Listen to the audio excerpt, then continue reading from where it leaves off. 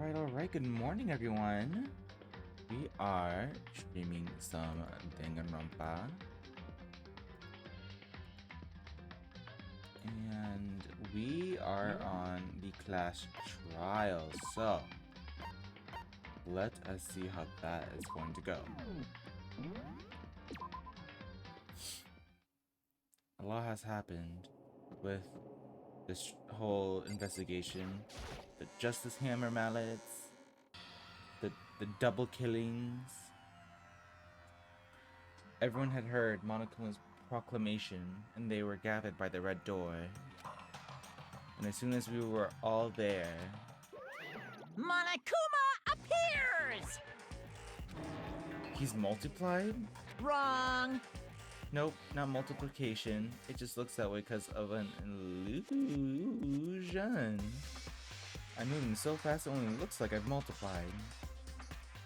Can you guys tell which one is the real Monokuma? Whew. Can we just get on the elevator already? Boy, tough crowd.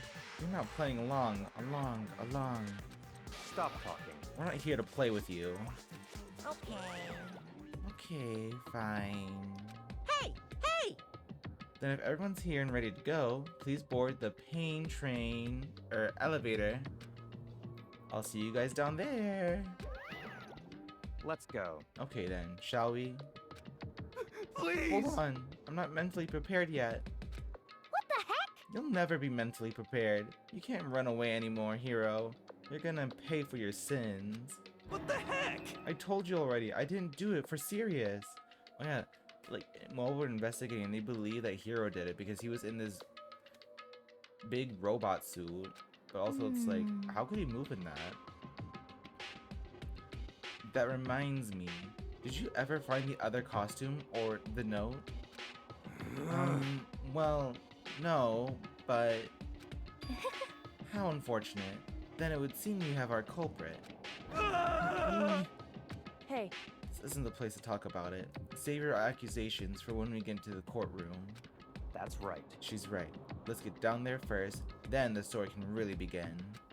Yeah, good idea. That's right. I have to do it.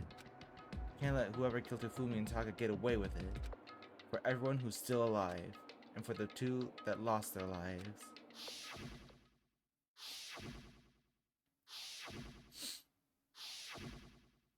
The one who killed Tofumi and Taka, the one who killed two of our friends, the killer is someone. Someone right here. Shall we? I took one last deep breath and exhaled slowly.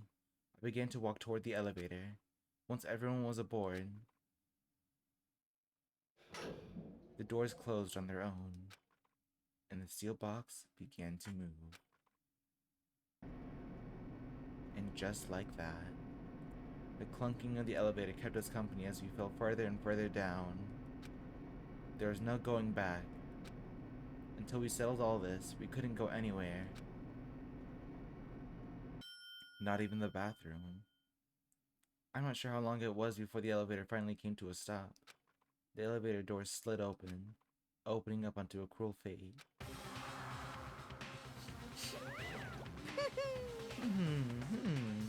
When I see all of you gathered together like this, I realize just how few of you there are left.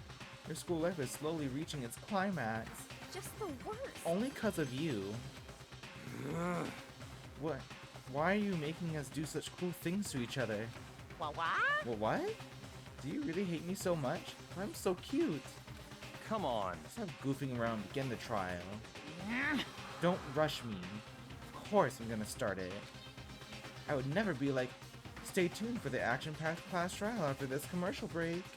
I'd never hold out on you like that. Okay, let's begin. Get to your assigned seat. And so the curtain opened once again. A deadly judgment, a deadly deception, a deadly betrayal. A deadly riddle, a deadly defense, a deadly faith, and a deadly bathroom break. A deadly class trial. Yes, we're saving. We are saving. Okay, set skills. Increase the time limit for each phase, except effective during the Clash Royale class phase.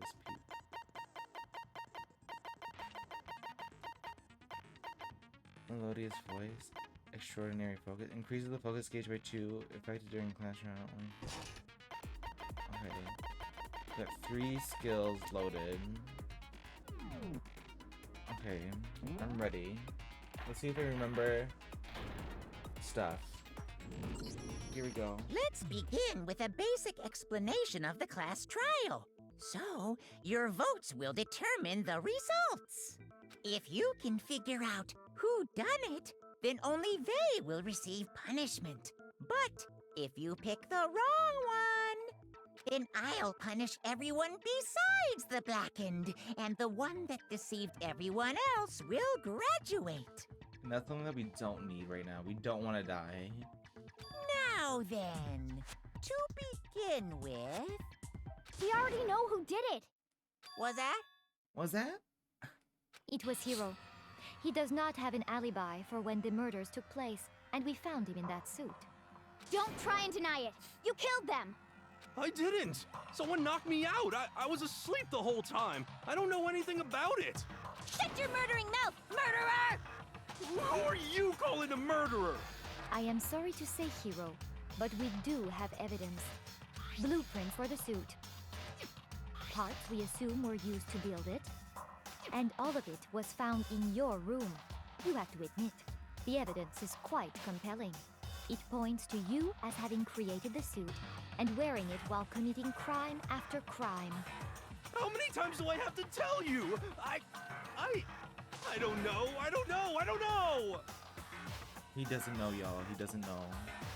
Is Hiro really the killer? Or... before anything else, you have to make that clear. Make your argument. Let's do this shit. That's the hero's message. What button was to slow down? Everything we found in your room.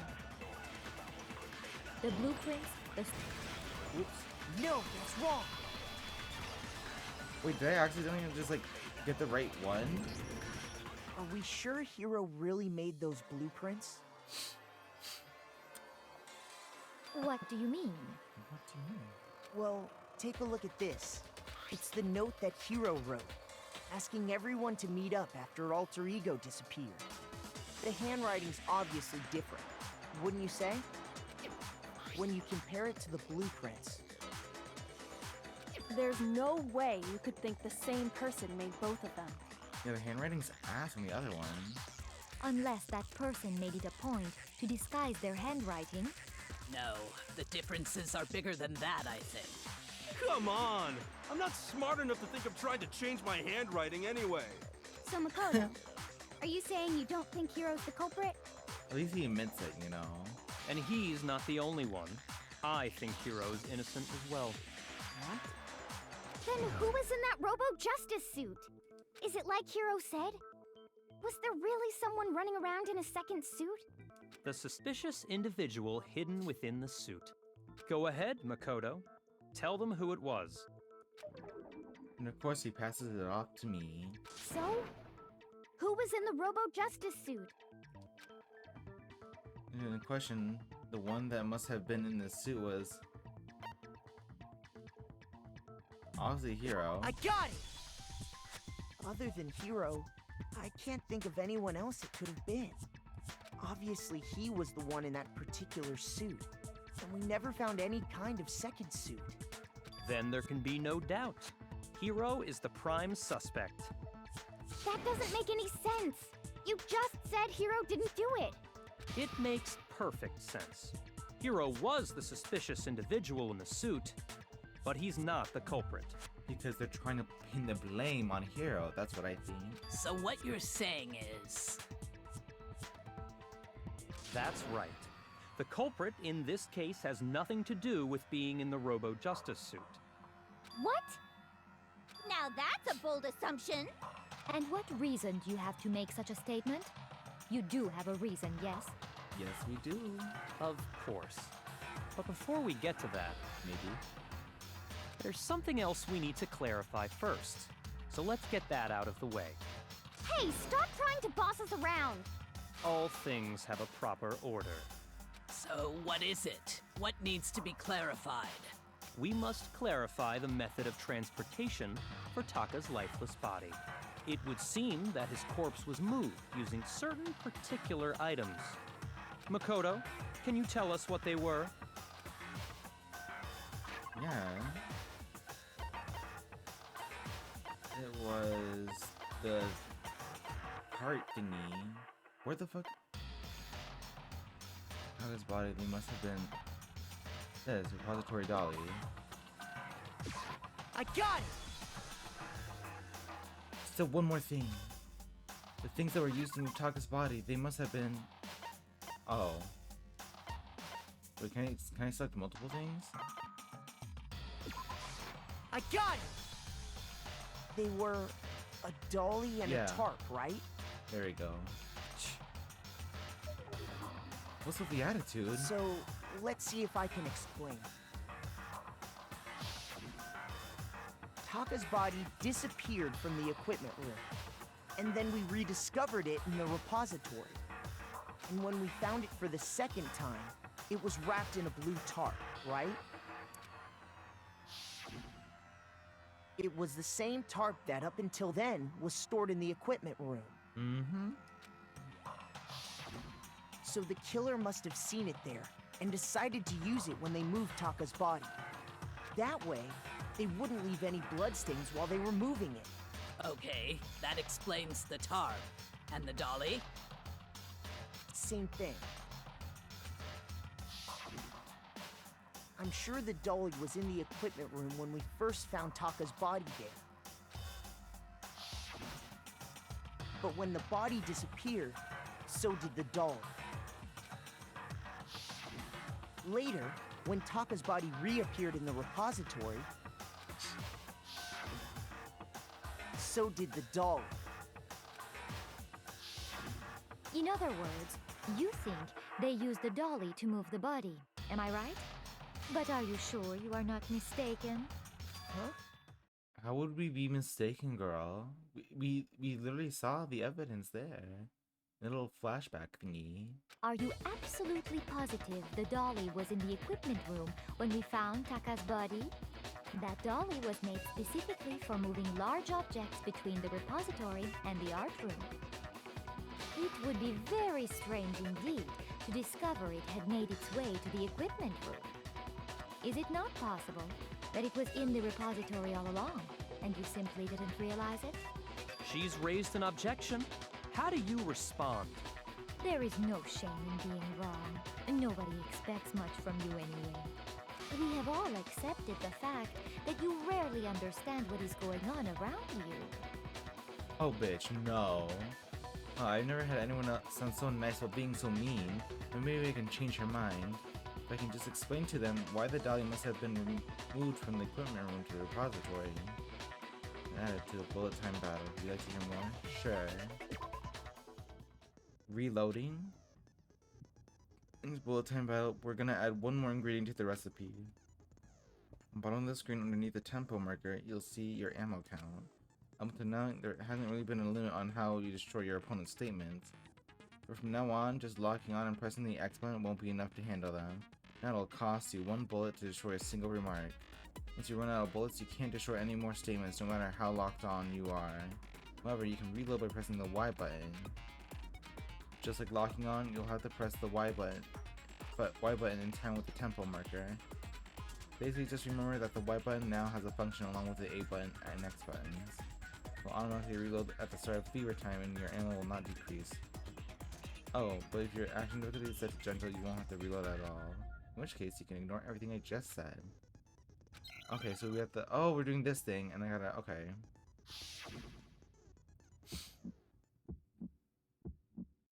You have it wrong. I cannot agree. You are a fool. So pathetic. Lies will get you nowhere. Do your worst. You miserable wretch. I cannot agree. You are a fool. your worst. You have it wrong. I cannot agree. You are a fool. I cannot agree. Bye, This should girl. prove it. You get clocked. With evidence. If you're asking for proof that the dolly moved, I have it right here. When I found the dolly in the repository, one of the wheels had a blood stain on it.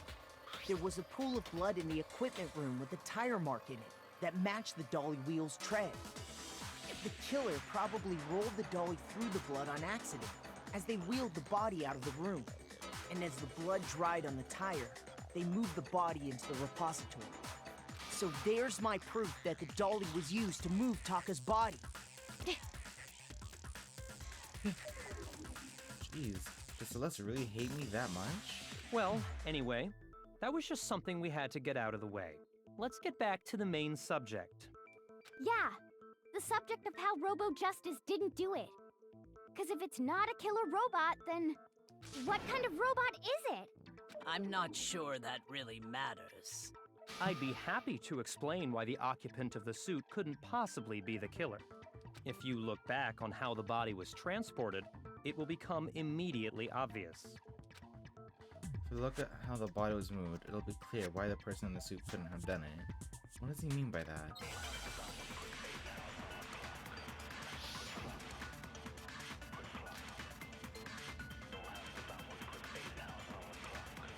Robo Justice costume. As we know, Taka was killed in the equipment room. And from there, the body was moved to the repository, correct? Yeah, the culprit wrapped the body in the tarp, then loaded it onto the dolly and wheeled... Now, keep in mind that the dolly doesn't have a handle. Well, yeah, but even without a handle, all you'd have to do is bend over. Wrong. No, that's wrong. It's hard to move in that Robo Justice suit. You can't even do that. You're absolutely right that you could push a dolly without a handle if you stoop down low. But if you were wearing that suit, do you think you could actually get into a position like that? What do you mean? Think back to what you said when we were all checking out the suit together. Remember? I'm blind as a bat in here. I can't see my feet at all. I'm surprised you got anywhere in this thing. I'm telling you, it wasn't me. And not to mention, you totally can't bend at the waist. It seems like a pretty obvious oversight. When you're in that suit, not only can you not see your feet, but you can't even bend at the waist. Am I right about that? Now that you mention it, yeah. It seems like it'd be awfully hard to push that dolly if you couldn't bend over. Right. Well, what's to stop you from simply pushing the dolly with your feet? When you can't even see your feet? You really think someone could kick the dolly all that way? Yeah, it'd be totally impossible. Not that I can say for sure myself. On top of that, if you were wearing such a rigid, cumbersome suit, it's very unlikely you would have the dexterity to go about wrapping the body in a tarp. Well, I mean, isn't that just a matter of taking off the suit when you're ready to move the body? There's absolutely no chance that the costume was taken off just to move the body because you can't take it on by yourself. I got it! Because of the little I don't think thingy at taking the off back. the suit was an option. If you remember, I know what's up with this thing, but I can't actually get it off. A little help. Why would you make something that you can't take off by yourself? I didn't make this stupid friggin' thing. Pass one on back that's keeping you from getting it off. It's pretty sturdy. I don't think you can get it off on your own. You don't really have a choice. Let's help him.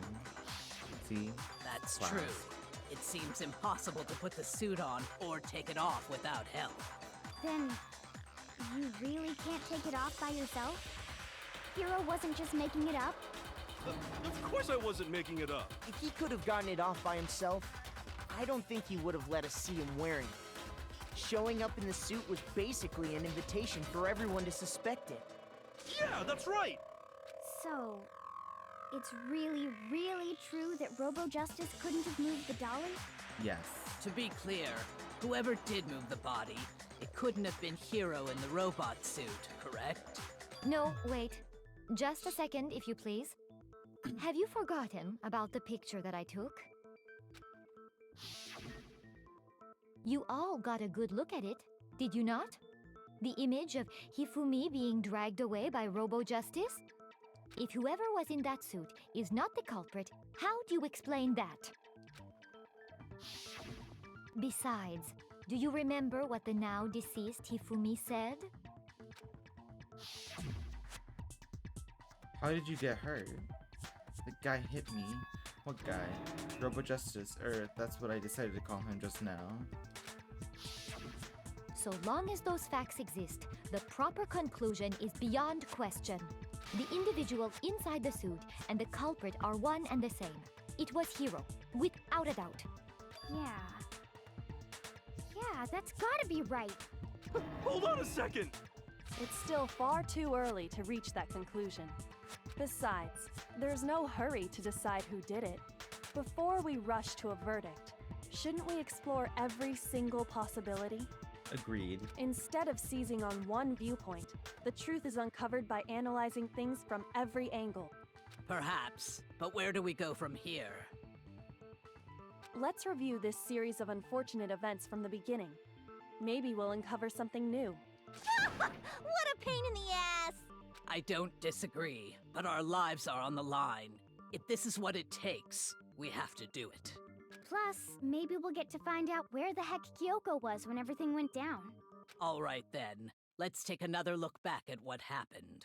I suppose we could start with this morning. 4 of us gathered together in the dining hall. Makoto, Hina, Kyoko, and myself. We waited there for quite a while, but nobody else showed up, so we went to look for everyone. That was around 8 a.m. And as soon as we split up, Kyoko went missing. Soon after that, Hina found Celeste in the rec room and quickly came to get Makoto and me. It seems I was unconscious for about an hour after I was attacked by my mystery assailant. I know it was an hour because I remember being attacked a little after 7. That was when we saw Celeste's picture and discovered that her assailant had been wearing a strange costume. As it turns out, it was Robo Justice. It also soon became clear that this same Robo Justice had abducted Hifumi. We were soon joined in our search by Byakuya and Toko, and then went on to find Hifumi in the library. He was injured, so we took him to the nurse's office and resumed our search for the suspect. But not long after leaving the nurse's office... What's wrong? I saw a shadow, something moving around at the top of the stairs. When Celeste told us that, we decided to split up and search the second floor. And soon after that, I saw someone moving around on the 3rd floor, and I yelled out to everyone as soon as I did. Celeste, what's wrong? That was a rather intense scream for someone like you. I saw him, the strange costumed man. He ran off as soon as I screamed. I was blocking the stairs, so he headed further down into the hallway and disappeared. and then... And then...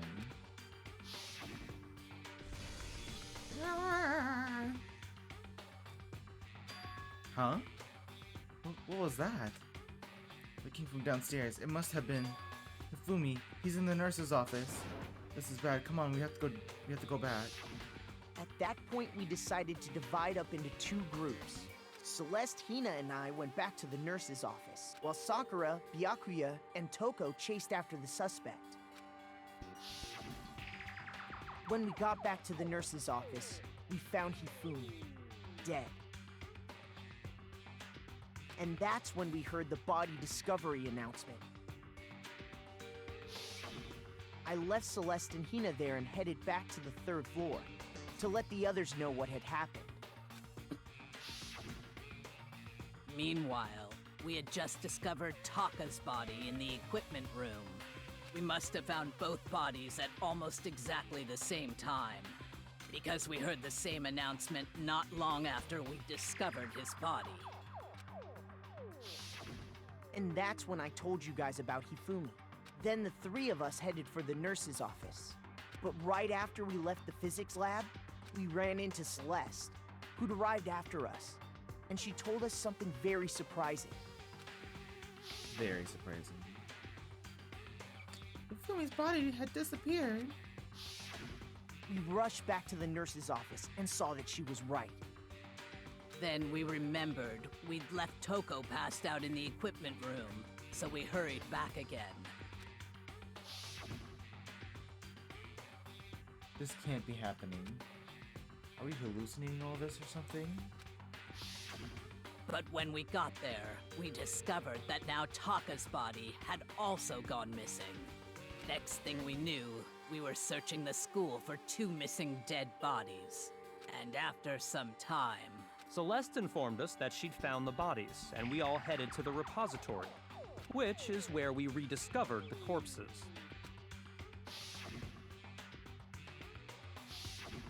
I think that about covers it. I see. The whole thing sounds exceptionally complicated. It certainly seems to me that these are not a simple series of connected events. Okay, well, if that's true, then what? Rather than a single series of events, I think we have to consider each murder a separate situation. And from there, we can uncover the contradictions surrounding all of them. Now then, let's get started, beginning with what happened to Taka. Period. The contradictions hidden in what happened to Taka. In order to uncover the truth of this case, I have to find them no matter what. Here we go. Make your argument. So, regarding Taka's death, I wonder if he died before Hifumi, or perhaps it was after? We already know what order they were killed in. Taka came last. What makes you say that? Because of the numbering of the justice hair. It's true that Hifumi was killed while Taka's death. See? So it's obvious Taka I'll came say it's after. the first thing she says. So, regarding Taka, I wonder if he, or perhaps it was. We already know what order they were killed in. Taka came last. Oops. I can review the thing.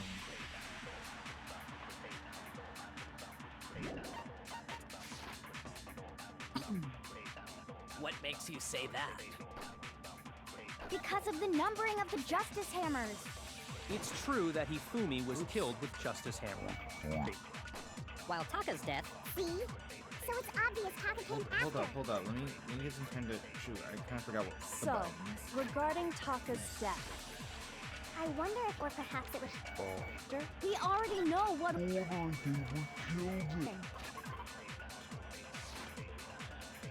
Taka came last. Oh my What god. makes you say that? Because of the number. it's true that while Taka's death, See? So it's obvious Taka came after. So, I wonder if, or perhaps it was. We already know Taka. came last. I'm gonna scream. What makes you say that? Because of the number. Bring up the Justice hammers. It's true that Hifumi was killed Oh with Justice while Taka's my death. goodness. So it's obvious Taka Can came you not after. chill? I wanna. So, 'Cause- regarding wait. Taka's death,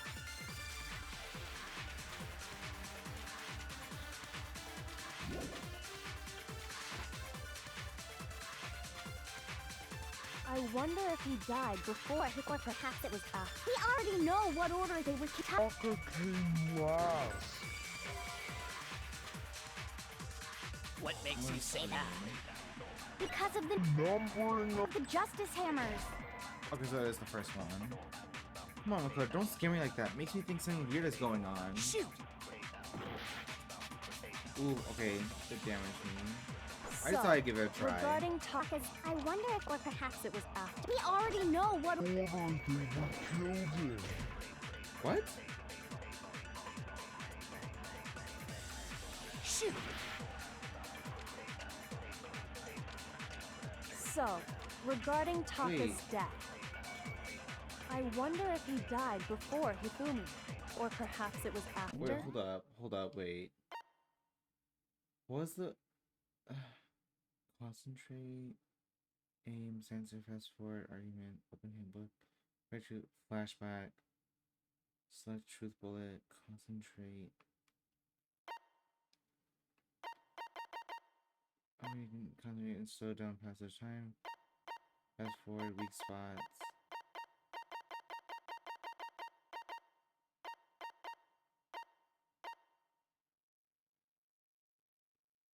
Oh, okay.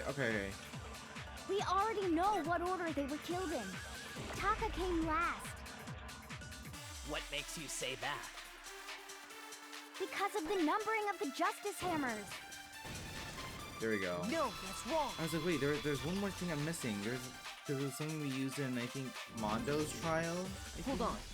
There's no reason to assume that the hammers were used in the same order as their numbers. If anything, that's just another way the killer tried to disguise their actions. So you're saying the culprit wanted us to think the hammers were used in order, but in reality, Taka was killed before Hifumi? Okay then, let's see the proof. Evidence that proves Taka was killed before Hifumi. Something that relates to what time he must have died. Oh goodness, Hangman's Gambit.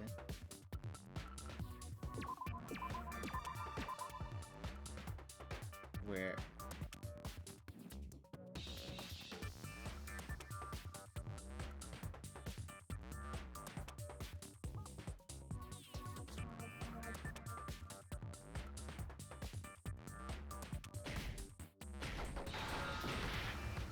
Oh no?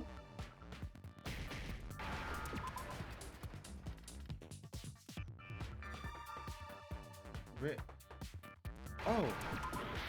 Wristwatch.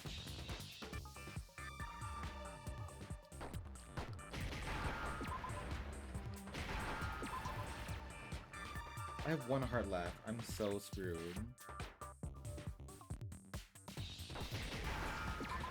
Give me an H. Give me an H. Okay. Now I can't understand. F up anymore. No more. I've got it. Taka's wristwatch. See? Look. It broke with the hands pointing just past 6 o'clock. It must have gotten broken when he was attacked by the killer. Because as of last night... Hey you, how long are you gonna keep us waiting? His irritated voice pierced the air as he stared pointedly at his wristwatch.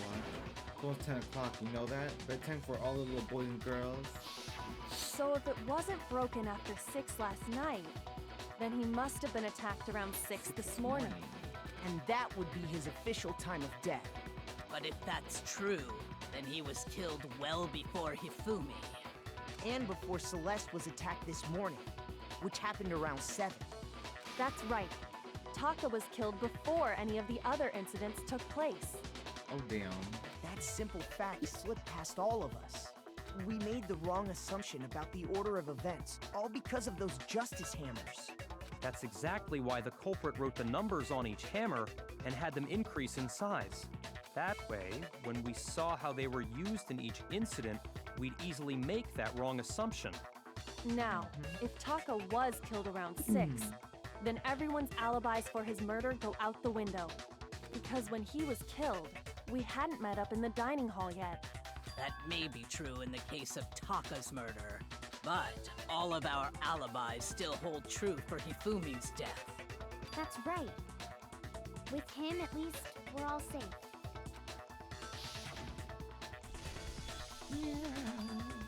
Huh? What was that? I came from downstairs. It must have been Hifumi. He's in it. Yes, he's in it.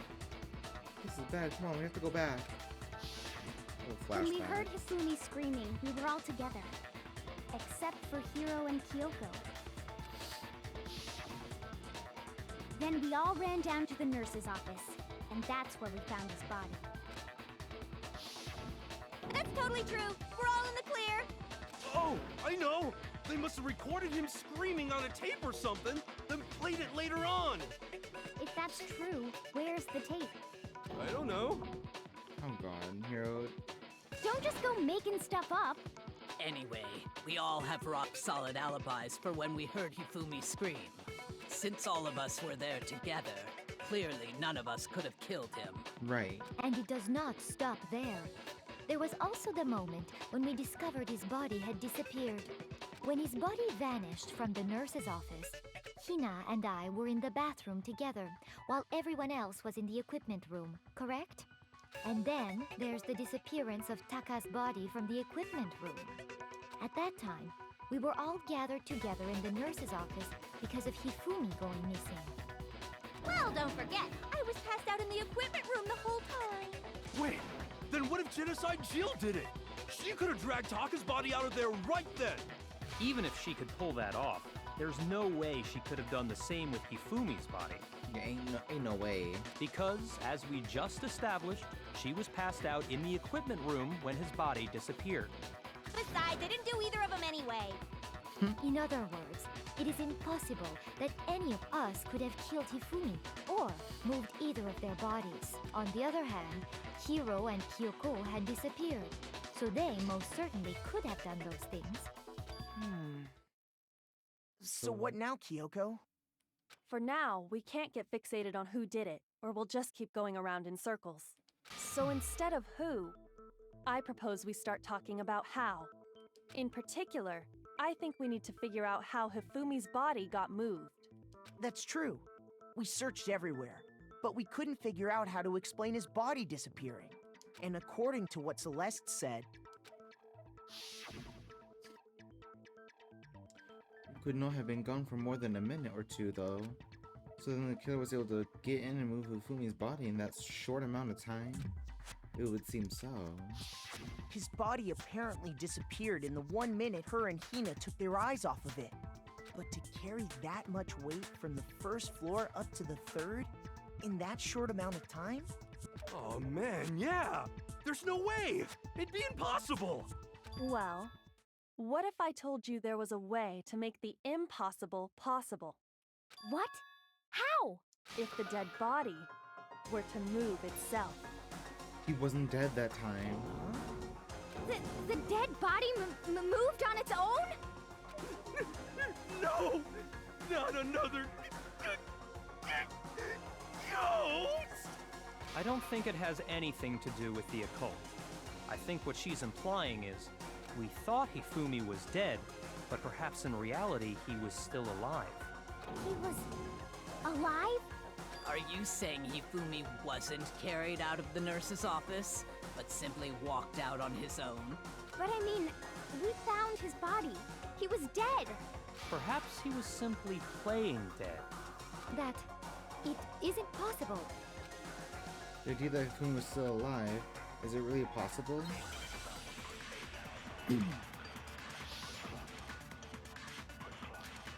Broken wristwatch. Are you saying that when we first found Hifumi in the nurse's office, there's a chance he was actually still alive? No, it is impossible. Hifumi was dead, without a doubt. And you know that how? Surely you heard the body discovery announcement along with the rest of us. Hifumi's dead body had been found. And that is why the announcement was made. Are we really so sure about that? Maybe the announcement was intended to signal someone else's discovery. This announcement was only made once, but Hifumi and Taka's bodies were discovered at almost exactly the same time. Are you saying that when we first found Hifumi in the nurse's office, there's a chance he was actually still alive? No, it is impossible. Hifumi was dead. And you know that how? Surely you heard the body discovery announcement along Hifumi's dead body had been found. And that is why the announcement was made.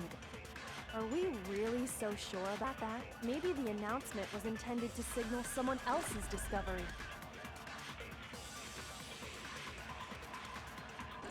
Are you saying that when we first found Hifumi in the nurse's office, there's a chance he was actually still alive? No, it is impossible. Hifumi was dead, without a doubt. And you know that how? Surely you heard the body discovery announcement along with the rest of us. Hifumi's dead body had been found. And that is why the announcement was made. Are we really so? Maybe the announcement was intended to signal someone else's discovery. I want to shoot that one part that's left side, because I think that Are might you be saying it. that when we first... There's a chance he was actually still alive. No. Hifumi was dead, and You know that how? Surely you heard the body discovery announcement. along with the Hifumi's dead body. Had been found. No! And that I didn't want to do is why that. the Oh my announcement god. was made. Are we really so? Maybe the announcement was intended to signal someone else's discovery. Wait. Are you saying that when we... There's a chance he... No.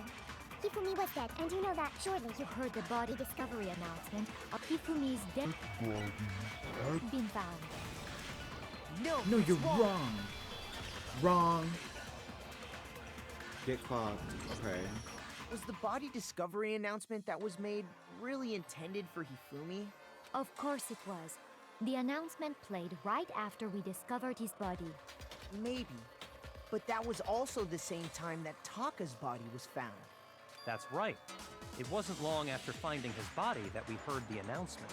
So there's a good chance we've made a mistake in there somewhere. I think we've confused whether the announcement was for Hifumi or Taka. First of all, if 2 bodies had been found, there really should have been 2 announcements. Maybe Monokuma simply got lazy and rolled them together into one. What do you say, Monokuma? Any comment? Well, it's a very sensitive issue, so I can't go into too much detail. But what I can say about the body discovery announcement is that it's only broadcast when 3 or more people find a dead body for the first time. That didn't answer our question, man. We're asking if you're a lazy bum. No, actually, that was plenty. Huh? He said it's only broadcast when a body is discovered for the first time, which means... I remember, if I remember right, it happened twice, but we found Hifumi and Taka's body at the same time. But there was another time it happened again, but it was like much later on. Even if we find the same body again later, he won't make the announcement again. If that's true, then why was the announcement made again later on? Huh? Later on? Exactly. We heard the body discovery announcement twice. The second body discovery announcement, the first time it played was when we found each body in the nurse's office and in the equipment room. The second time it was when both bodies were rediscovered. It was I during got it! this. We heard it a second time in the repository, when we rediscovered the 2 bodies. Ding dong, ding dong. Body has been discovered. After a certain amount of time, which you may use however you like, the class trial will begin. It didn't seem weird at the time, but it contradicts what Monokuma just told us, doesn't it? Exactly. If we were actually rediscovering both bodies, the announcement shouldn't have played. Then in reality, when the 2 dead bodies were rediscovered, one of them was actually being discovered for the first time. So, when we found Hifumi the first time in the nurse's office, he wasn't actually dead yet. Meaning, he wasn't actually found dead until we came upon him in the repository. And that's just part of it. There's one other thing that leads me to believe he was still alive in the nurse's office. Oh, I know! Because he was super good at playing dead! Bada bing, bada boom! Right. That is the worst logic I have ever heard. But honestly, I do not think there's anything that can prove he was still alive. Yes, there is. Little handkerchief thing that he had. Okay then, His let's take another glasses. look at the events surrounding the discovery of his body. Then it should become clear whether he was really alive or not. This whole thing is pointless. As we prove that shows Hifumi was still alive, I have to find it and show to everyone.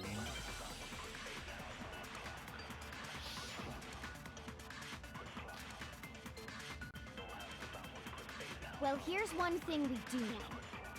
The first time we found Hifumi's body was in... And then, While me and Celeste were, his body disappeared. And the next time we saw his body, it was in the repository.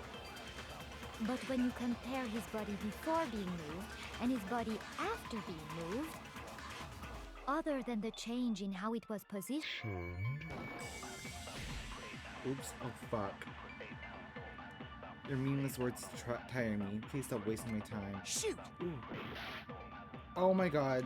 Okay, I cannot. Well, here's one thing. The first time we found Hifumi's body was in the... And then, while me and I messed Celeste up. were in the It's game bathroom, over for me. his body disappeared. And the next time we saw his body, it was in the repository.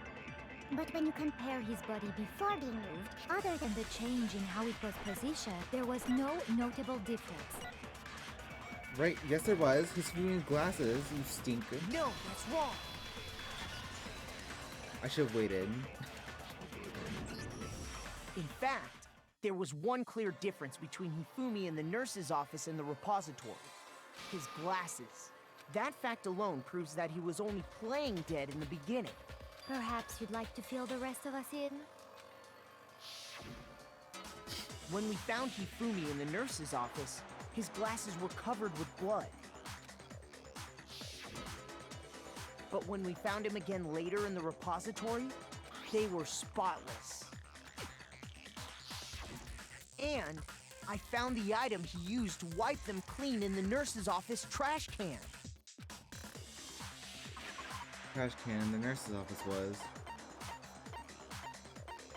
glasses cleaning cloth. I got it! I got it! It was a glasses cleaning cloth featuring a certain cartoon mascot.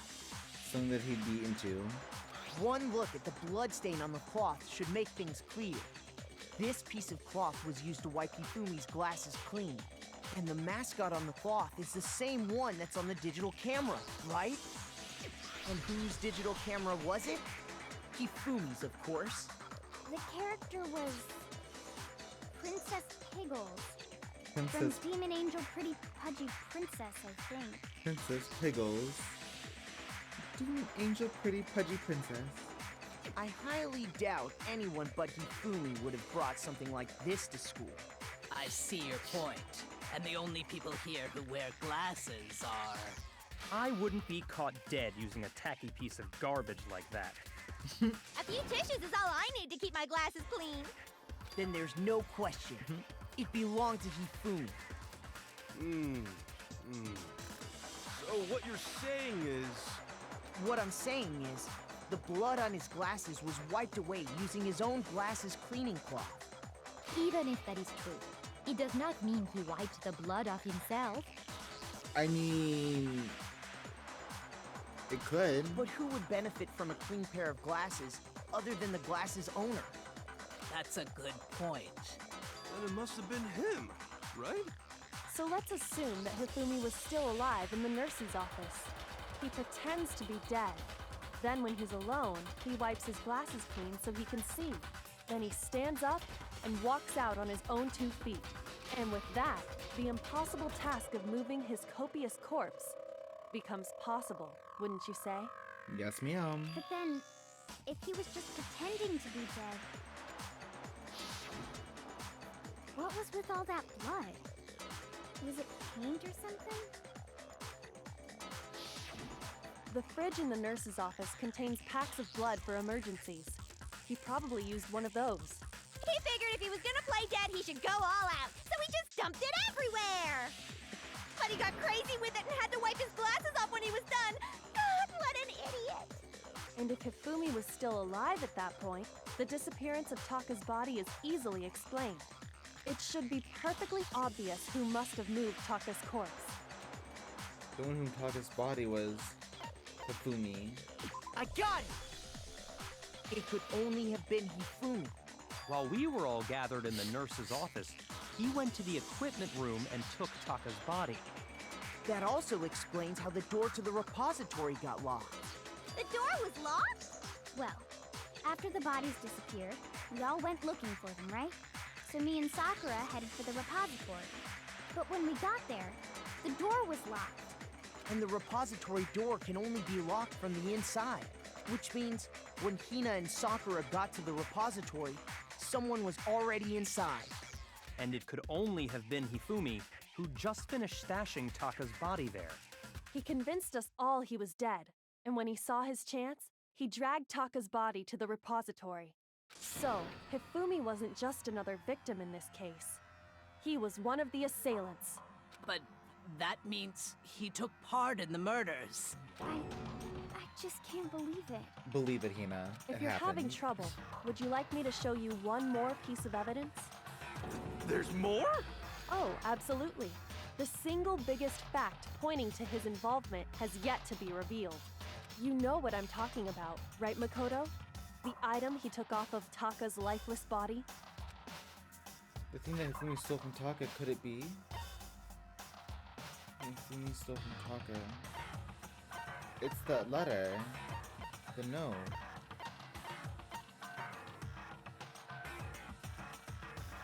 Because Taka had this, and I'm assuming it belonged to this. I got it! I got it! You're talking about the note Hifumi had hidden away, aren't you? Hidden note? That's right. We found it stuffed in his pants. Oh, jeez. What? In his pants? Yes, his pants. Okay, well, forget about the pants for now. Take a look His at what the pants. note says. His hand. I found a hole maybe we can use to escape. Monokuma can't find out, so don't tell anyone else for now. Let's meet in the equipment room at 6 a.m. Ah! That's the note I was telling you about. The one that told me where to go. Huh? Wait, this one's a little different. In my note it said, Monokuma can't find out, so don't tell anyone else for now. Let's meet in the rec room at 1 a.m. I see. Then this note isn't the same one Hiro got. It's not the same? In other words, the killer got in touch with another person besides Hiro. And that person could only have been... Taka? Not Hifumi's pants? I got it! That's right! Taka! The killer used this note to draw out Taka and murder him. Hello? Over here! Objection! Objection! I don't really understand what's going on, but Hifumi had that letter, right? So whoever wrote it wasn't drawing out TikTok, they were drawing out Huffy! Just to be clear, TikTok is Taka and Huffy is Hifumi, right? Ugh! Yes! Why must you ruin it every time?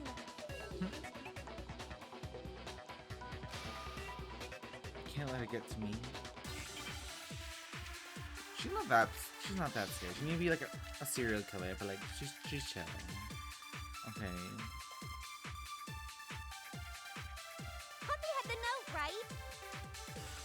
Then the person it was intended for must have been Huffy! But remember what the note said. What time did it say to meet? 6 a.m., I believe. The time doesn't matter! The note has nothing to do with TikTok! Now I'm gonna notice at 6 a.m. What happened at 6 a.m.? That's what I need to clear up. Huffy had I the wonder note, it has to right? do with the broken wristwatch. Then the person it was intended for must have been Huffy! But remember what the note said. What time did it say to meet? 6 a.m., I believe. The time doesn't matter! It does matter. The note has nothing to do with TikTok! No, that's wrong. Wrong. Wrong, girl. You're wrong. No, there absolutely is a connection. What the hell are you talking about? The note said to meet at 6 a.m., which is the same time Taka was murdered. We've already proven that using his wristwatch. But there's more. Look where the note says to meet. The equipment room, right? Which is where Taka was killed. I see. So, Taka was murdered at both the time and place written in the note. I think that should be plenty to show that this note was definitely meant for Taka. Well, when you put it like that... No further objections! Then Someone used that note to trick Taka, just the same as me. Maybe try to use him also as like a target dependent on or something, possibly. The culprit really is a cold-blooded monster, telling people they found a way out. But if they gave the note to Taka, what was Hifumi doing with it? Passing out the notes or trying to get the note back to hide the evidence, maybe? Stuffed down his pants, no less! Most likely, Hifumi stole it off Taka's corpse after he died. Huh? He stole. Where's your proof? Go ahead, show us. Hifumi stole the note from Taka. His rigor mortis hand.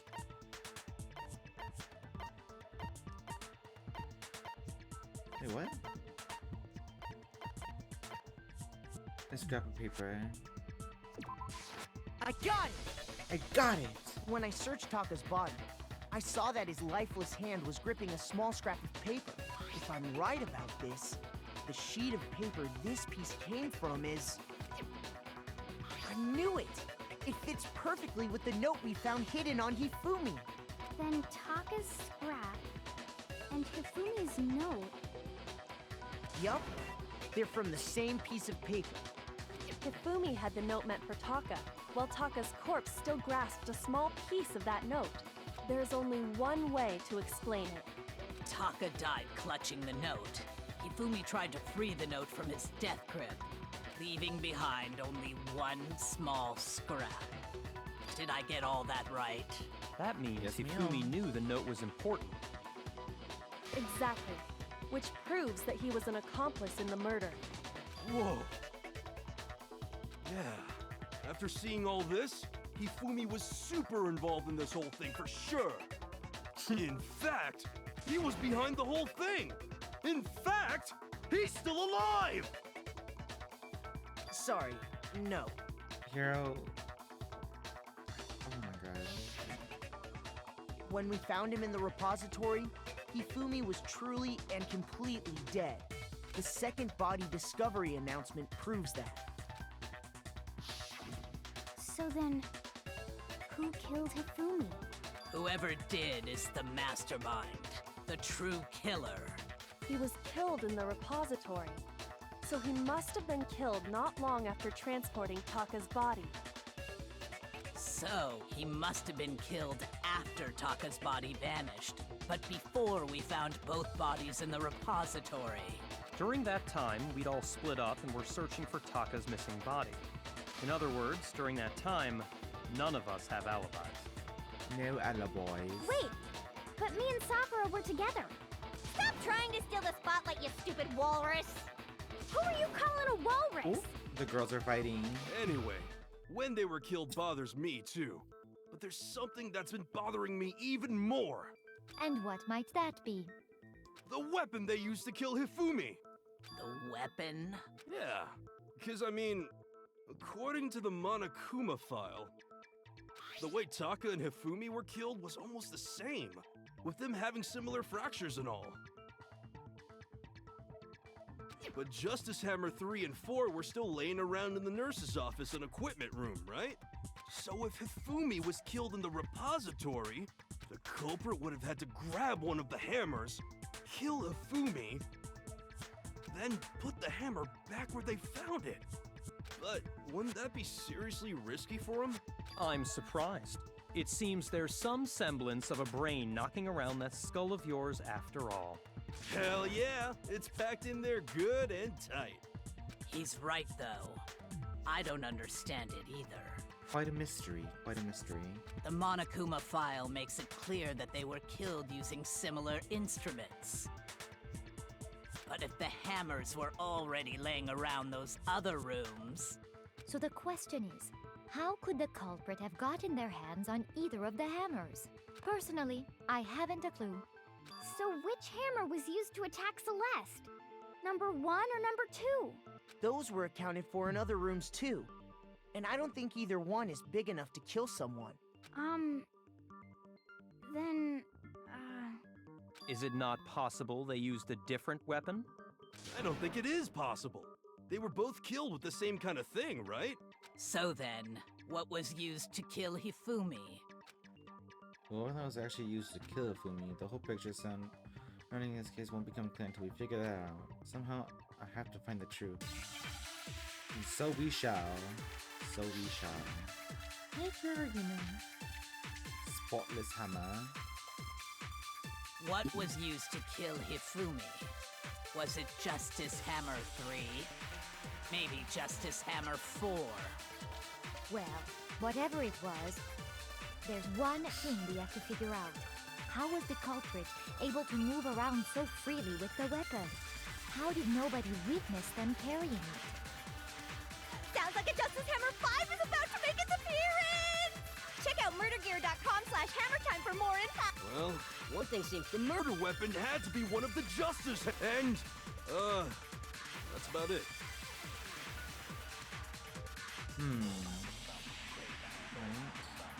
But the weapons used to kill both of them were actually similar. What was used? Was it just maybe Justice? Well, there's one. How was the culprit? How did nobody read? Sounds like a Justice Hammer 5 is about to check. Check out murdergear.com/hammertime for Could be more that. info. No idea what you're talking about, but I want to stab your seriously adorable serious face off. Shoot! Oof. Just take, yeah. Just take half.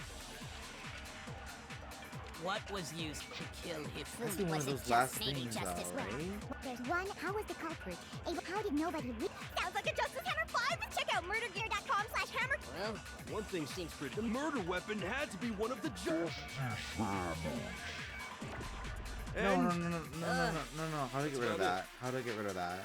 That's not what I wanted to do, damn it. What was used to kill Hifumi? Was it Yeah, let's get rid of Justice that. Hammer 3? Maybe Justice. Well, there's one. How was the culprit? How did nobody read? Sounds like a Justice Hammer. Check out murdergear.com/. Well, one thing seems pretty clear. The murder weapon had to be one of the Justice. That, yeah. No, that's wrong.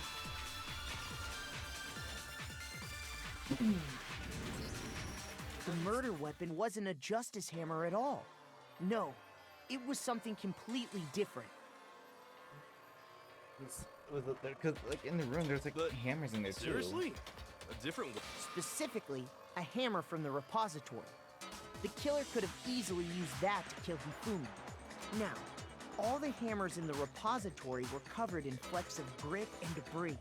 But for some reason, one of them had been scrubbed clean. Huh? And the reason it had been scrubbed clean was most likely because it was used to commit murder. If the hammer got covered in Hifumi's blood, of course they'd have to clean it off. I'd also like to point out that the repository has all kinds of hammers. Big ones, small ones, and even some flat mallet-like ones. I think whoever made the Justice Hammers used those as a basis for their design. If that's true, that would explain the Monokuma Files note about the wounds being similar. So Hifumi moved Taka's body to the repository, where someone then used the hammer to kill him. And whoever did that is the true killer. The one Hifumi was working with. And the one who betrayed him. Yep. Hold on a moment. I still think it's strange to assume someone was working together with him. The way the graduation rule works, there is no benefit to helping someone else carry out a murder. So the idea that anyone would work together like that is simply ludicrous. We talked about this, did we not? We did talk about how there wouldn't be any reason for anyone to work together. At least, that's what we thought at first, but... there's some sort of thing, motivation or something, I'm sure of it. Spotless hammer. You might have to absorb Based on the something. rules that have been laid out for us, even if more than one person is complicit in the murder, only the one who actually carried out the act can graduate and survive.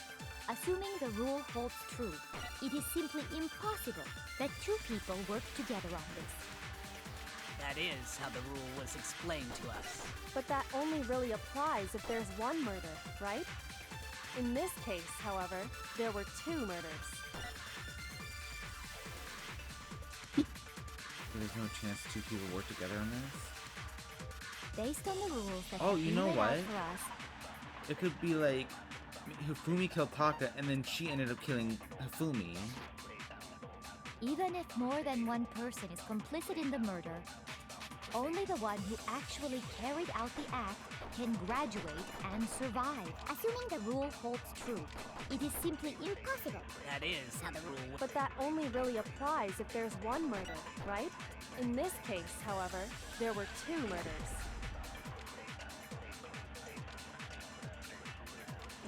Based on the rule, even if more than one Only the one who actually carried out the act can graduate and assuming the rule holds true. It is simply impossible That 2 people work together. No, that's wrong. Here, let's figure it out. Since there were 2 murders, it's at least plausible that more than one person was involved. What do you mean? If there'd only been one murder, then yes, the idea of an accomplice isn't really worth considering. Naturally, if only one person can be saved per murder, an accomplice has no risk versus reward benefit. Risk versus reward benefit? The payoff for working together. The reward that balances out the risk of taking part in a scheme. There's no point in being someone's accomplice if there's no benefit to you. However, if there were some potential mutual reward for the risk, then cooperation becomes possible. You're saying that 2 people could act as each other's accomplices to commit 2 separate murders. I think that's what the true killer told Hifumi. They would each have an accomplice for their crime.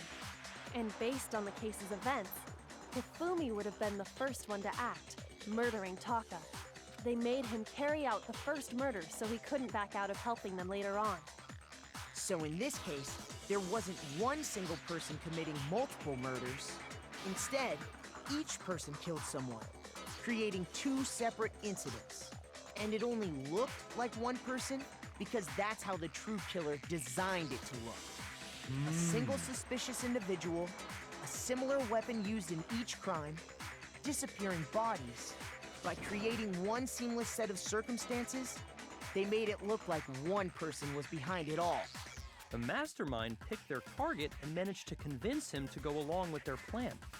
And then, to avoid the no accomplices rule, they simply killed their accomplice.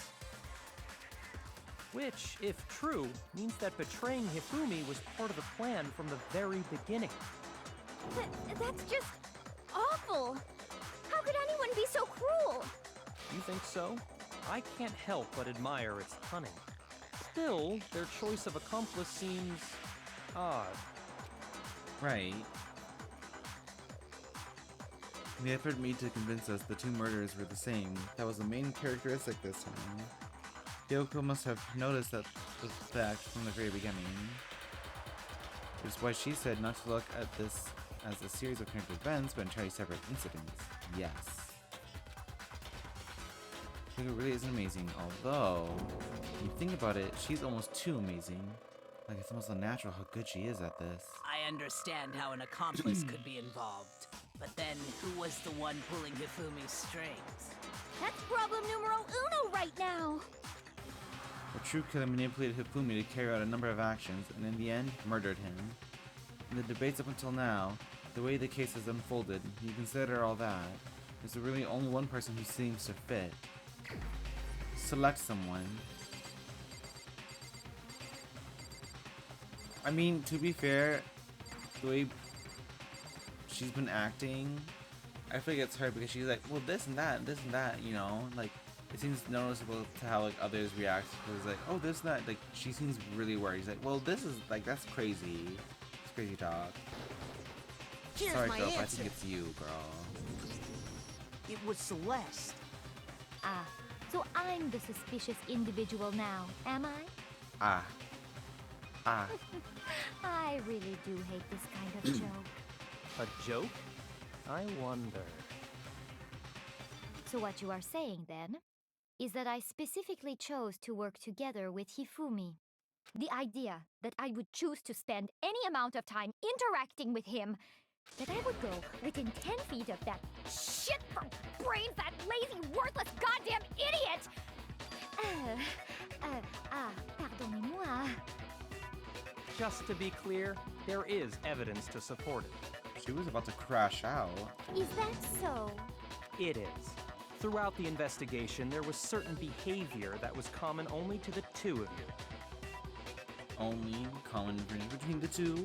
Considering what we've learned so far, it only further proves that the two of you were working together. What it is that only Hifumi and Celeste had in common. Encountering a suspicious individual. The behavior they had in common has to do with the suspicious individual in the suit, doesn't it? The only ones who ever actually saw Robo-Justice firsthand were Celeste and Hifumi. Shush, the adults are talking now. Bitch. Sorry. As he said, only Celeste and Hifumi ever laid eyes on the costumed individual. If we accept that Hifumi was one of the culprits, we can't help but suspect what Celeste has said as well. Are you saying everything they told us was a lie? After taking Hifumi to the nurse's office, we all began our search for this individual, correct? And not too long after that, do you remember what Celeste said?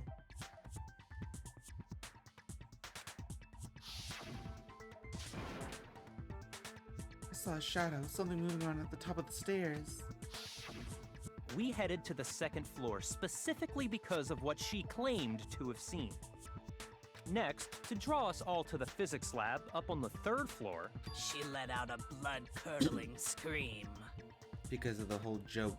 Wait. and when we'd all come to see what was wrong, what was it she said? Something about Robo-Justice. Celeste, what's wrong? That was a rather intense scream for someone like you. I saw him, the strange costumed man. He ran off as soon as they screamed. I was blocking the stairs so he headed further down into the hallway and disappeared. Once she'd done her job of getting us all up to the physics lab, it was time for her partner to get to work.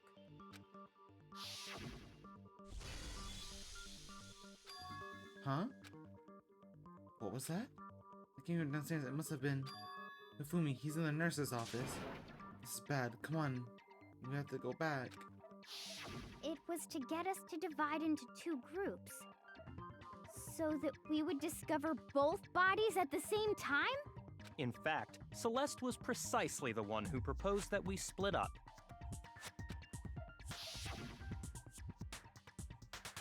Then why don't we split up into two groups? Yes. Well, if Celeste and Hifumi were working together, all those chance events suddenly become connected. And on top of that, that piercing cry of yours early on. The diversion? Ah! Ha-ah! That was to signal Hifumi, wasn't it? It was your way of telling him, we're on the third floor, everything's going according to plan. Why else would you let out a scream that could have carried across the sea? I just realized another strange thing. When we found Hifumi in the nurse's office, who we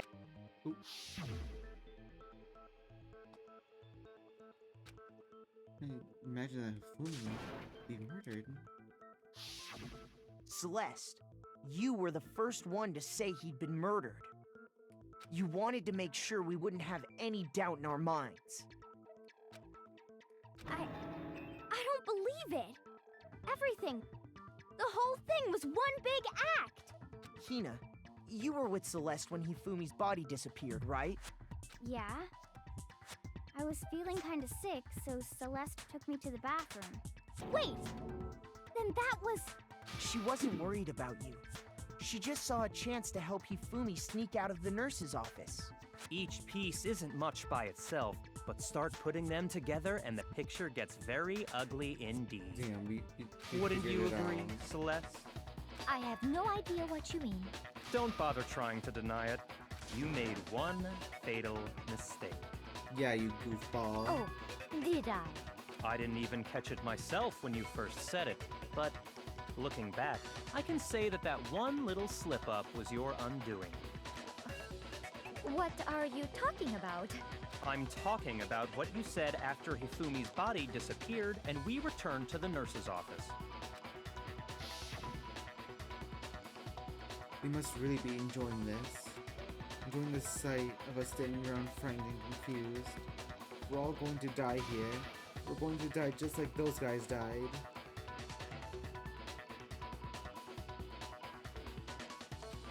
Wait. I remember her saying that too, but I don't understand what's so strange about it. Then pay attention. Sakura, Toko, and I were first to discover Taka's body in the equipment room. See, I thought she was talking about like how, you know, the previous students, but how'd you know that Taka also died? Then Makoto showed up and told us Hifumi had been killed. So Sakura and I left with Makoto.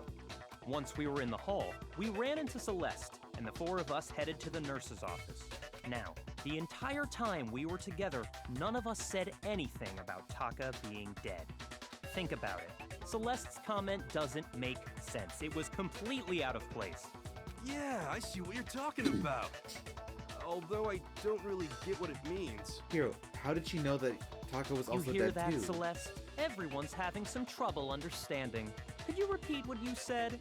If you're really not the culprit, you shouldn't have any problem repeating it, right? Ryakuya said that Celeste's comment doesn't make sense. What is he alluding to? What else do you think, Makoto? Come on now. All I said was, they must really be enjoying this. Enjoying the sight of us standing around, frightened and confused. They must be positively elated. We are all going to die here. We are going to die, just like those guys died. And that is all I said. And that's all it takes to finish this. It's obvious, isn't it, what was so strange about Celeste's comment? All I Do I said need to was, like capture a thing? Or, I think I'm gonna have to capture a thing. They must really enjoying the sight of us stand. They must be. We are going to die. just like those. And that is all I said. And that's all it takes to finish this. It's what was so strange about Celeste's comment? All I said. They must really enjoying the sight of us. They must be. We are going to die. Just like Those guys. No, that's wrong. That's what's strange. That's right. There's no reason Celeste should have said, just like those guys died. When she said that, none of us had told her Taka was dead. Exactly. And we didn't run into her until after we were all out in the hall. So there was never any chance for her to have seen his body in the equipment room for herself.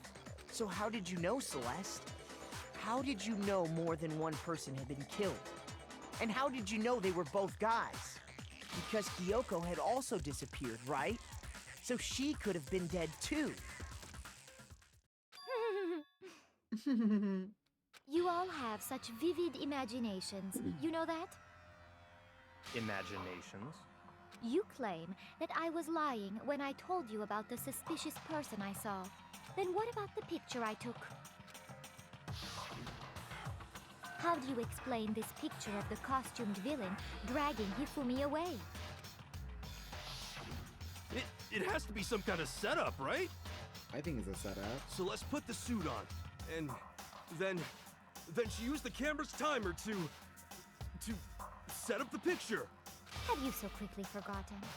You are the only one who could have possibly fit into that suit. Plus, I happen to know that this particular camera does not have a timer.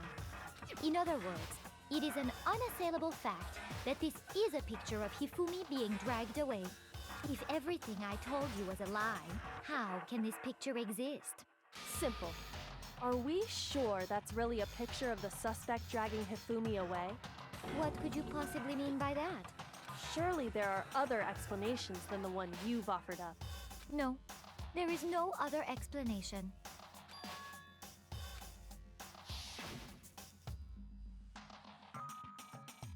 It could be Hifumi carrying Robo Justice. That could be what it is.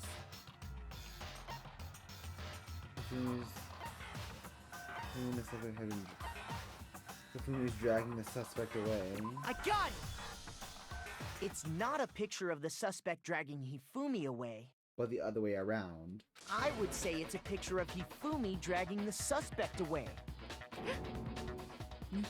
That's certainly within the realm of possibility. Damn right it is. The one being dragged off in that picture isn't Hifumi, but the person in the robot suit. We've simply been led to believe that it's the other way around. And the strange costume might only exist to lead us astray even farther. If you saw someone wearing something like that in this situation, of course you'd notice and be suspicious. That's what happened! You put me to sleep and made me out to be the bad guy in all this!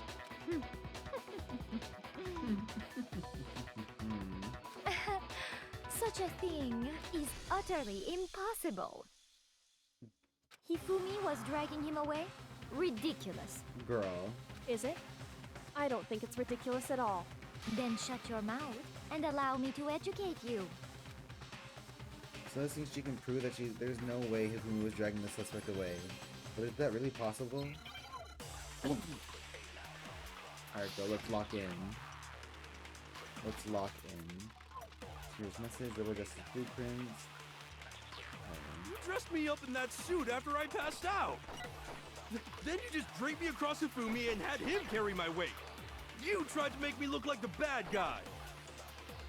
Like I said, ridiculous. As you can see in the picture, the suspect is standing perfectly upright. If the person inside the suit was unconscious, there's no way they could stand up straight like that. Then the fortune-telling idiot is the culprit after all! No way!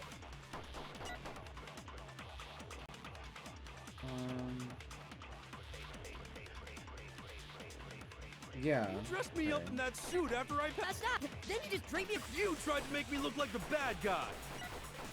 Like I said, As you can see in the picture, if the person inside the suit was unconscious, there's no way they could stand up straight. My God.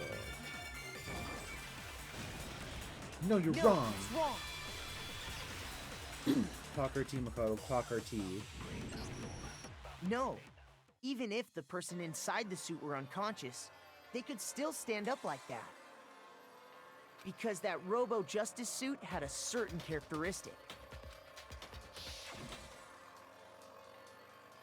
You can't bend at the waist. Seems like a pretty obvious oversight. Yeah. that's right! They totally made a mistake when they made it, so it couldn't bend at the waist. I'm not so sure that was a mistake. I think the suit was designed from the beginning to be used the way it was. Celeste and Hifumi took the suit they'd specially designed and stuffed Hiro into it. That's how they were able to fake that whole thing. The point of it all was to make us believe whoever was in the suit was to blame. She's, Well then, I suppose this is checkmate. she's cooked. Checkmate?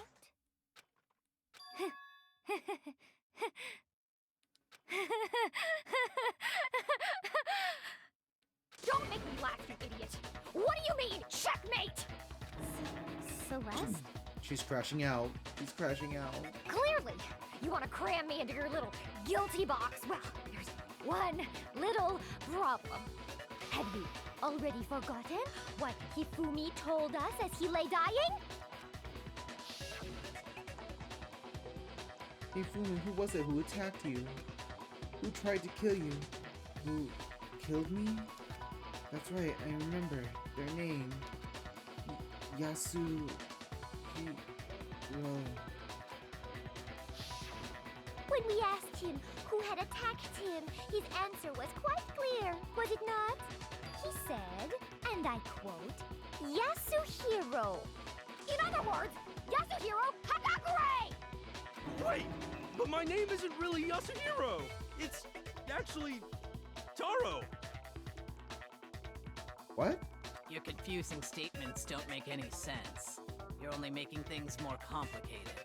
He did say Yasuhiro, but are we sure he was really pointing the finger at Hiro? What the hell are you talking about? I'll burn you alive! Oh my god. Kyoko, what do you mean by that? Think back to how Hifumi used to talk to us. How did he refer to each of us?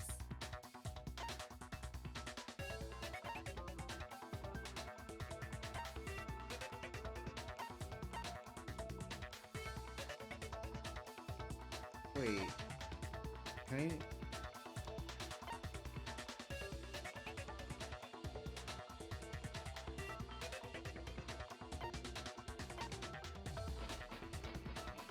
I got it! His last names? He did, That's okay. right. Our last names. He called us all by our last names. Exactly. I know I heard him say Mr. Naegi more than once, for example. So if Hifumi did mean to say Hiro's name, he would have said his last name, Hagakure. I'm sure it was just incidental.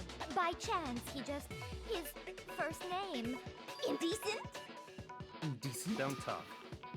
Random chance. Now isn't that a convenient explanation?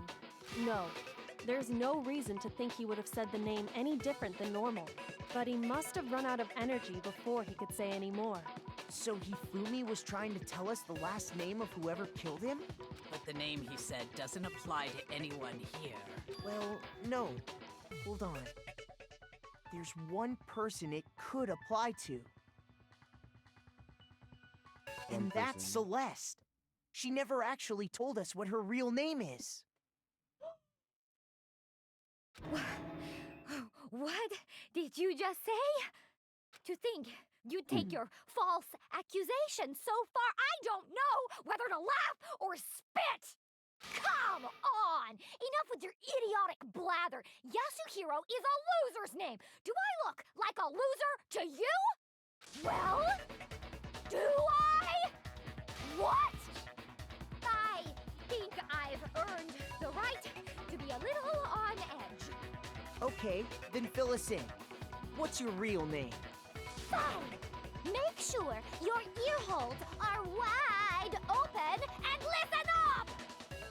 My real name is Celestia Ludenberg. Could you please stop making me repeat myself over and over again? I bet her name's a fake name. Celeste still won't give up. So then, do something to make her accept it. Let's give it our all, y'all. Let's give it our all. We got this. We got this. The e-handbook? Hifumi was trying to tell us something. He wanted us to know the killer's last name, Yasuhiro. If there's one person here who might have that last name, It would have to be you, Celeste. You haven't told anyone what your real name is. how many times do I have to tell you? My name is Celestia Ludenberg! God damn it! God damn it! How long do you plan to go on pretending? I'm not pretending. It's the truth. And since you have no way to contradict me, Yeah, show No, us your it's e-handbook, wrong. bitch. Show us your e-handbook. Show it to me, Rachel. Show That's it it. to me. The handbook. The handbook. what? Anytime you turn your handbook on, it shows the owner's name when it boots up, right? Monokuma told us all about it before. This handbook is absolutely vital to a healthy school life, so don't lose it. When you start it up, it will display your name. Always make sure you have the right one. Now, if this is not your everyday notebook, it has so many more uses than that. So all we have to do is check her handbook, and that'll clear up everything. That's how we can find out Celeste's real name. That's an invasion of privacy. I refuse to cooperate. Celeste, can you please just tell us what really happened? Please, just tell us. Even when I'm put in check, it's just my nature not to give up. Because... Because...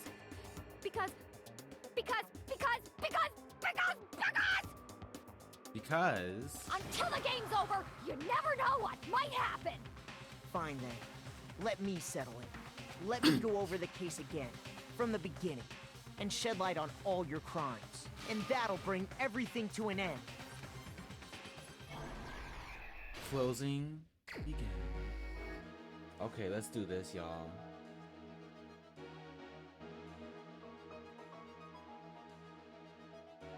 Oh, wait.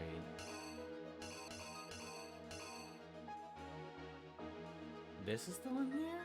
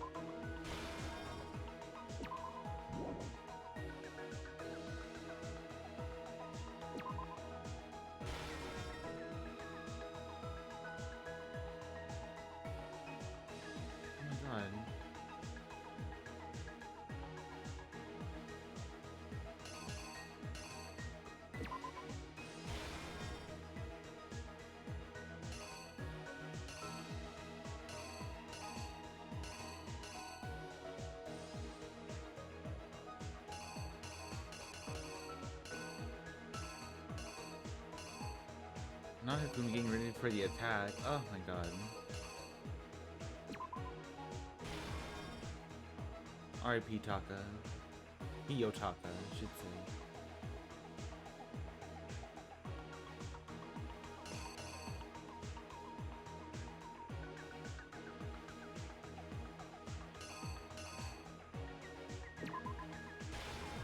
Use Justice Hammer form.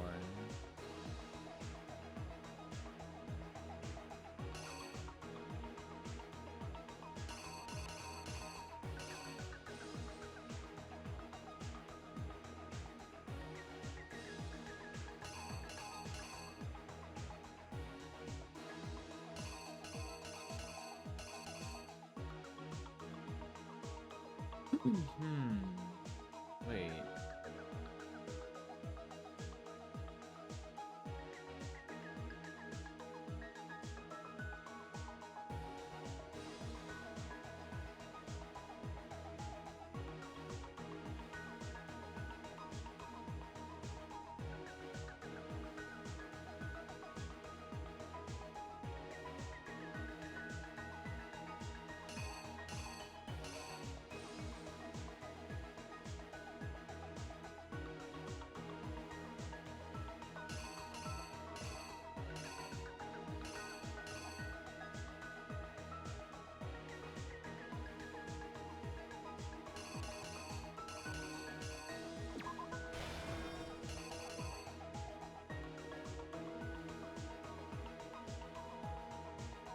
I want to say that's where that goes.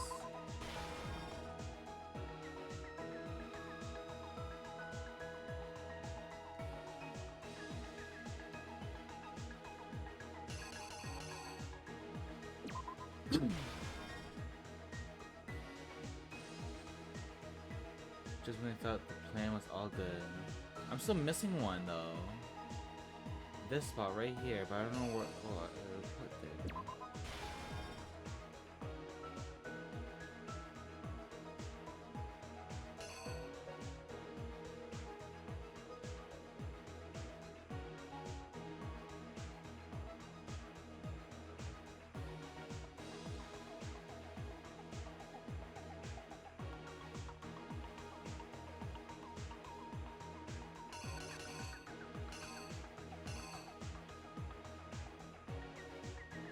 Like, what would go here? Him checking his ball? No.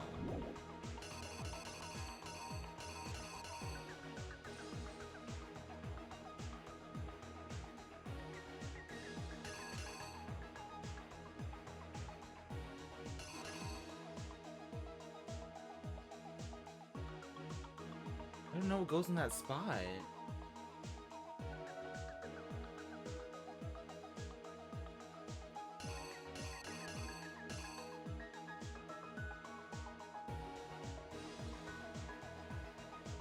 I think there wouldn't be a point in like the chips being there. Clock his ball?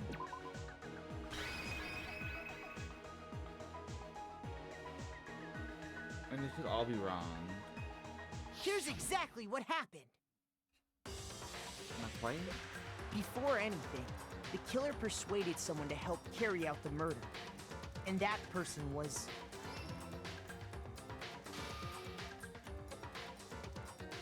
Hifumi. With an accomplice, the killer was able to execute a number of otherwise impossible schemes. Okay, so that's right. Wrong.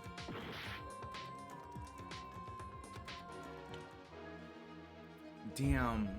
Oh, what goes there? Clock? It's not a bag of chips. The killer is... you!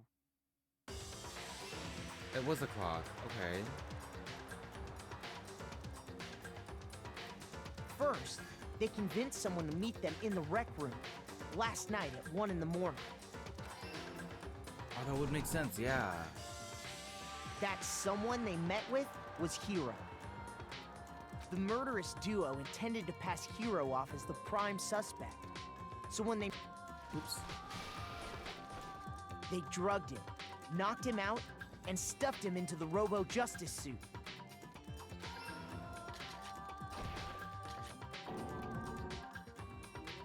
Next, Hifumi positioned himself to make it look like Robo-Justice was attacking him, while the killer used a digital camera to take pictures of the assault.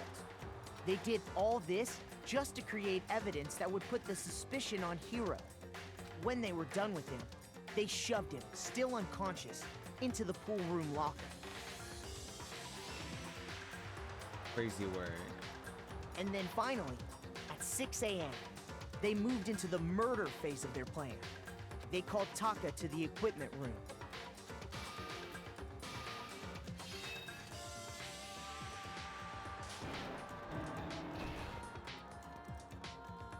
And that's where Hifumi killed him, making it the scene of the first murder. The murder weapon was Justice Hammer 4, which was left there in the equipment room. The reason Hammer number 4 was used was to create confusion about the order of the crimes. So, next they falsified 2 more assault incidents. For these attacks, the killers pretended to be the victims, to solidify Robo-Justice as the suspect. The first fake incident was the attack in the rec room. There, the killers wanted us to see Justice Hammer 1, and the Robo-Justice pictures they'd taken. They wanted to make sure we bought the surprise attack story. The second fake incident was the attack in the library. Oh, this is where Justice Hammer number 2 comes This into time, play.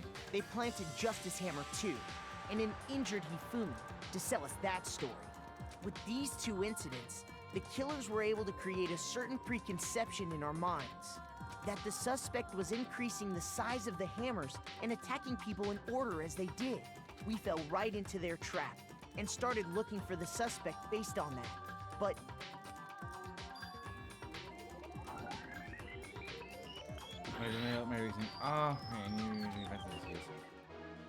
Okay, so... Oh! There we go. the Now it's killer is reenacted. you! There, they wanted this with that the we felt. There we go.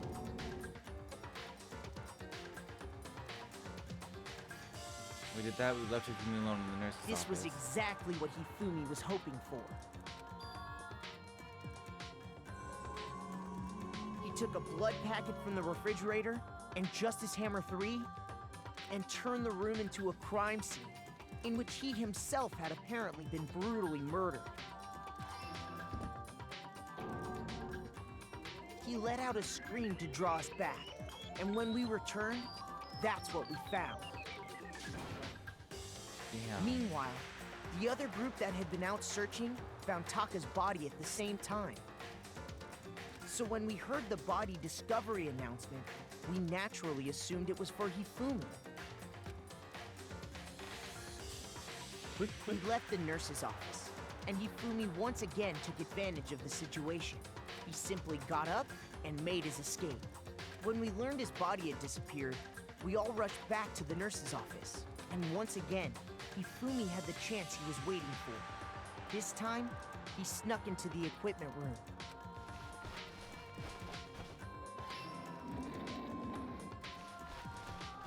He wrapped Taka's body in a tarp and used the dolly to move it all the way down to the repository. That explains how each of the bodies disappeared. But even Hifumi didn't know what the true killer had in mind for their final act. Blam. Their plan all along was to kill Hifumi and get rid of the one person who could betray them. And they did it using an ordinary, everyday hammer from the repository. That should cover everything that happened in this case. And the villain behind it all is...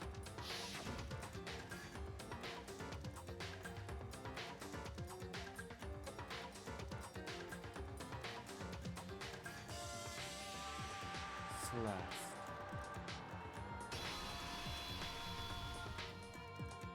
Celeste! Sorry, you lose. Sorry, girl. I lost? I lost? When was the last time I was forced to utter such words? They hang heavy around my neck. Then you admit it? You're the killer? Listen to you, trying to take charge, as if you're my private instructor. I, Celestia Ludenberg. Actually, no. Taiko Yasuhiro is fine. So her real name is Taiko Yasuhiro. Taiko? So, you finally accepted it. I'm the kind of person, once I've lost, I don't like things to drag on.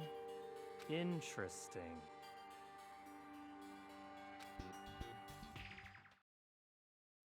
Interesting indeed.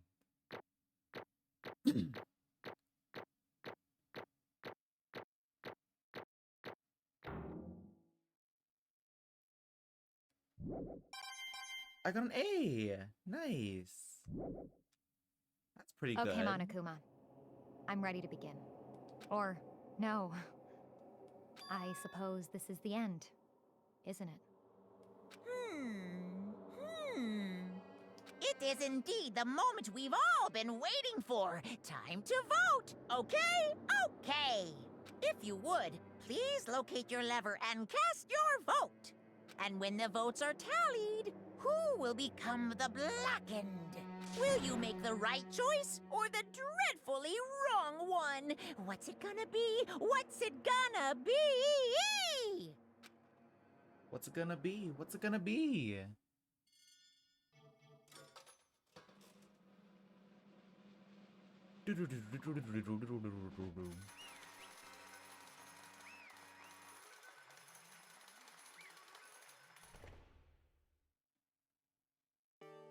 What? It's basically a formality at this point, but once again, you're totally correct. Blackened this time, the true killer who devised the whole stinking scheme was Alessia Ludenberg, or more precisely, Taiko Yasuhiro. Honestly. I lost. Well, that sucks. I guess trying to work with someone else was a mistake after all. Hifumi's ineptitude was beyond all my calculations. I knew it. So you really did approach Hifumi with this plan. But how did you get him to agree? I can't imagine he would have happily agreed to commit murder. I'm sure she relied on her specialty, lying. My specialty? Don't make me laugh. I didn't have to lie to get him to agree. So then, Then did you use, you know... I knew you'd figure it out, Kyoko. You're absolutely right. To get Hifumi to act as my accomplice, Indeed. I used her. For everyone who's still left, I'll avoid mentioning it by name, but... it was the one thing Hifumi and Taka were both super into. Does she mean... she talking about alter ego? Say what? What? What? What are you talking about? just a second. Don't interrupt. We're in the middle of a very important conversation here. I'm totally out of the loop, as usual. How sad. In other words, Then you're the one that stole it. Indeed. That's right. I see. And you used it to drag Hifumi into the plan you'd come up with. Right again. Last night, after we had our meeting about how it disappeared, I paid Hifumi a little visit. What are you doing here? Actually, I was hoping I could talk to you alone. It is about what was stolen. I know who did it. What? are you okay with It this? was Taka. He stole it. What? So then... And I have proof. Would you like to see it? As it turned out, I found a use for the digital camera. I'd taken you-know-what to Taka's room earlier and took pictures of it there. I deleted the picture as soon as I'd shown it to Hifumi, of course. Damnation! So it was him. But how did he do it? She was supposed to yell if either of us got close to her. You are correct, which is why Taka forced me to steal it. Say what? As for me... Please forgive me. He threatened me. Oh. He did? As for me... He came to my room last night, unannounced, and then it's hard for me to even say. He abused me, girl, not the gaslighting. What?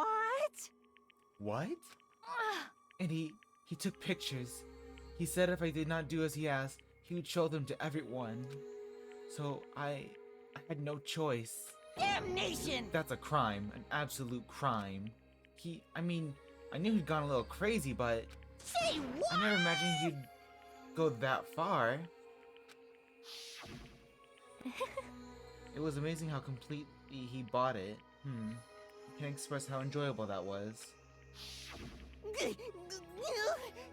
I'm about to say something I've never said before in my life. I'm going to kill him. I'm going to fucking kill him. Most Wait, unfortunate. please. If you go now, you will be playing right into his hands. Huh? Actually, Taka is planning to use her to escape. And he has made you his target. What? Escape? You don't mean... Taka's going to try to kill you. What? indeed. And also, he can keep her to himself. That bastard. This completely Bastard. Honestly. Can we allow him to continue with these barbaric acts? Absolutely not. How could I? She... I swear I have will to save her! Actually, Then, would you like to join with me? It just so happens I have come up with a plan. Huh? I have devised a way to reclaim what he has stolen and escape this dreadful school. And with that, it is complete. Huh? What are you talking about? Oh, nothing. Hifumi agreed without a second thought. The effect that item had on him was remarkable. The power of love. Even a love as twisted as that can still drive people mad, it would seem. You disgust me. I see. I have another question for you. Was that strange costume Hifumi's creation? indeed. Yeah, it was a real pain in the butt too. All I asked him to do was make something to hide the face and general body size. I had no idea he'd make something like that, but it's my fault for picking him in the first place. But So why did you decide to make me the suspect? Because you're stupid. That's it? I mean, that's fair, yeah. Let's see. And in that regard, I made the right choice. I'm so glad your stupidity surpassed my every expectation. Life must have been tough on your parents, though. I feel like I could cry. Well, When you were explaining your plan to Fumi, how did you explain the part about him playing dead? What she's asking is, what was Hifumi supposed to do after that, assuming you had actually let him live? Are you okay with this? That's simple. After he did his part and pretended to be dead when someone showed up, told him to say he'd been seriously wounded, he was on the verge of death, but he just barely held on. And he really believed that? Well, of course. That wasn't all there was to it. As I explained it to Hifumi, the plan was, while you were all questioning him about what had happened to him, I was going to murder someone else. At that point, Hifumi would have an alibi, so nobody could doubt him. I told him that, and he believed it. It all seems very straightforward, stereotypical. I just matched the lie to the level of the opponent. In fact, Hifumi ate it up. He believed the lie wholeheartedly, right up until the moment of his death. So in the end... So you had planned to kill him all along. But of course. There would have been no point to my plan if the one who pretended to be dead did not end up dead himself. What the heck? How can human life mean so little to you? Well, That's a non-issue. I simply did everything in my power to win. Don't be mean! Now you sound like Byakuya. I wonder about that. No, he derives his pleasure from the thrill of the hunt. In that aspect, we are nothing alike. Why? Then, what made you take things this far? what the heck? Was it really just for money? Are you talking about the $10 million Monokuma offered us? That is a lot of money, it's true. But that's not all there is to it. From the moment our new life here began, my only thought has been escape. But... But all along, you've been saying how we have to accept living here. You little bitch! Obviously, that was a lie. Hey!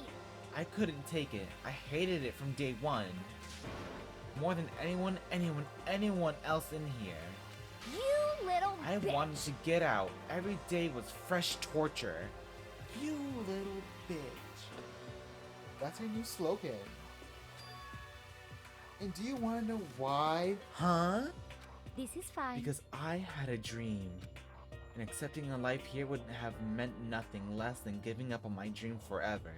Honestly. And there is no way that I could ever do that.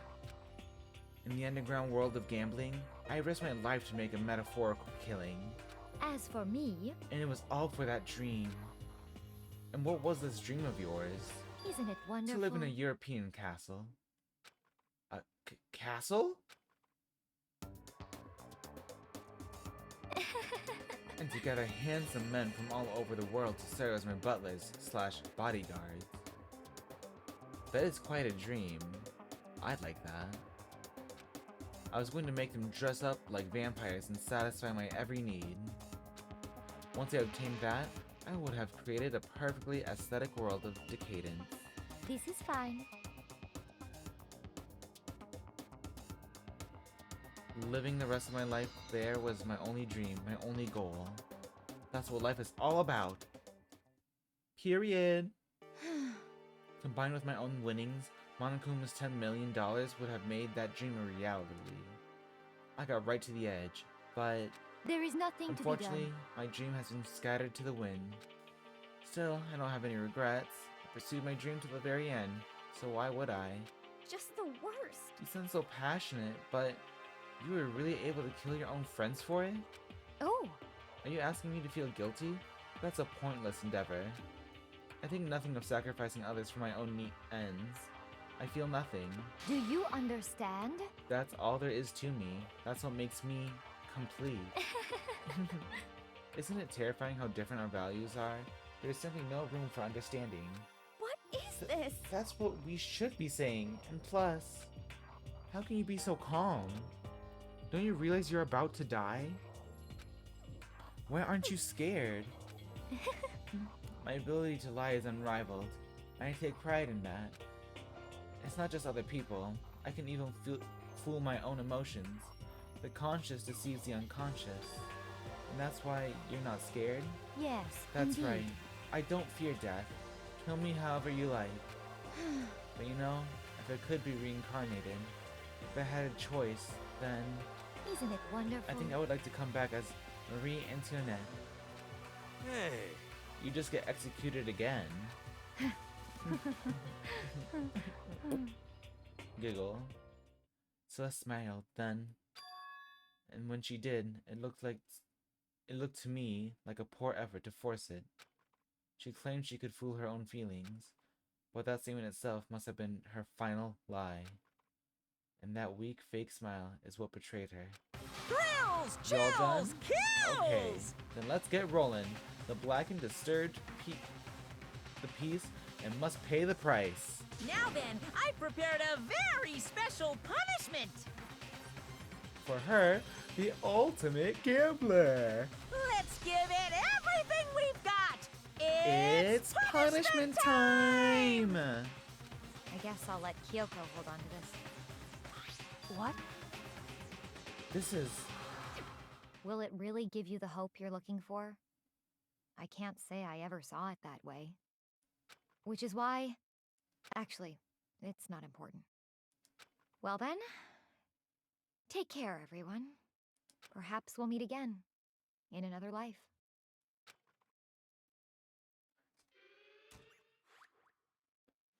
So long, Celestia. Or should I say, Taiko Yasuhiro.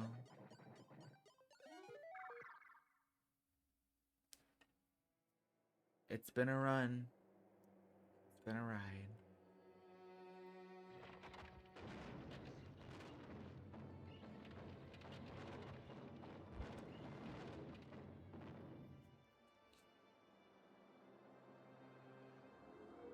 The burning of the Versailles Witch. Did I say that right?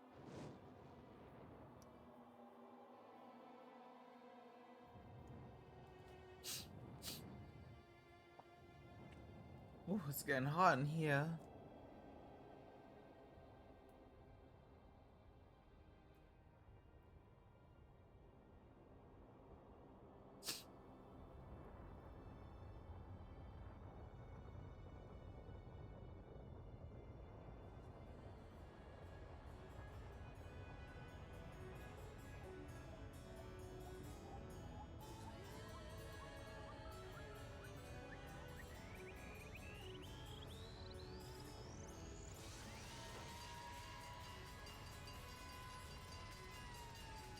Damn.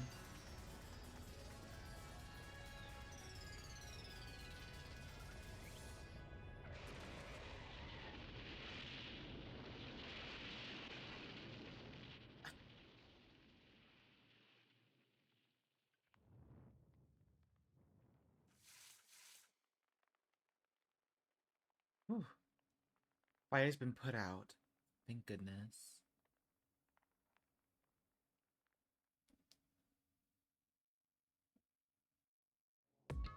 It's over. The third execution is over. Celeste's death is over. Celeste killed my friend, so I can't pity her, but I also can't deny that at one point, I considered her a friend too. For him to just come along and... Isn't it just awful? Someone couldn't cut free of their regrets from the outside world and so more people had to die. Extreme! You guys are still young. You need to place more value on your lives. What are you gonna do? Jeez. And here I thought you guys were gonna pass the torch of hope to the next generation. Let me out What of do I here! care about hope? I'll throw it in the trash if you just let me out of here. Too bad. You're all the embodiment of hope, whether you like it or not. And it's my destiny to knock you down one by one. It's sad, yes it is, but that reality just can't be avoided. Don't talk like you're not responsible. How long are you gonna make us keep going through this? What do you want from us? How strange. God, I'm so sick of people asking me that. Give it a rest already. So anyway, Kyoko, did I see you get some kind of key type object from Celeste? Hey! So, what's the deal with that? What? Huh?